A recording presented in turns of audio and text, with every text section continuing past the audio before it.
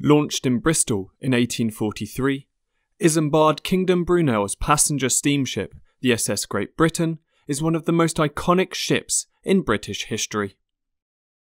His design was unique, with the six-mast vessel being the first propeller-driven steamship, one that crossed the Atlantic in just 14 days back in 1845. Fast forward 40-odd years and the ship looks slightly different, having had 3 masts removed as well as having gotten rid of the engine.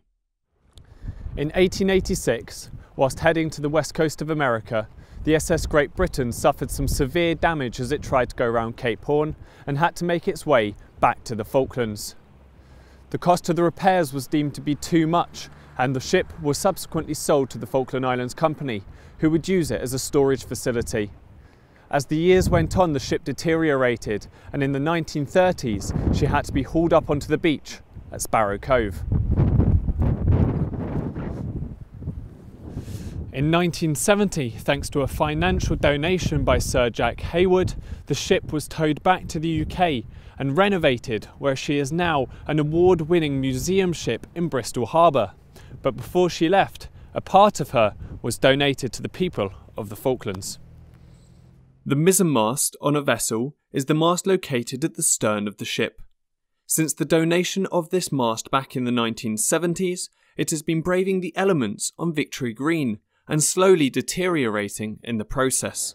However, the Historical Dockyard Museum has started some work to try and help prevent just that. So thanks to the FIDF who've lent us their tent, we've put the tent over one end of the mast to help dry it out a bit and keep any more rain off it for a while.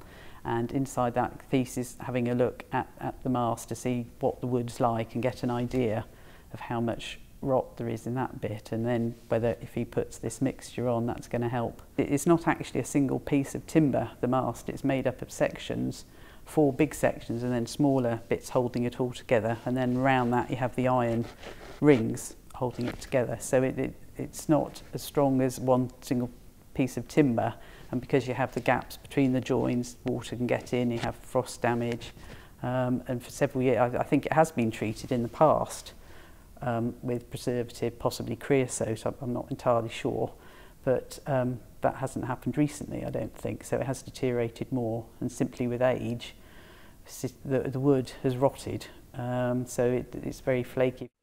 The mast will be treated with an experimental mixture of tar, linseed oil and white spirit, soaking the wood in an attempt to make it more water repellent.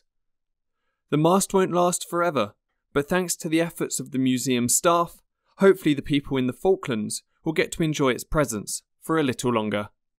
Thomas Stockting, FITV.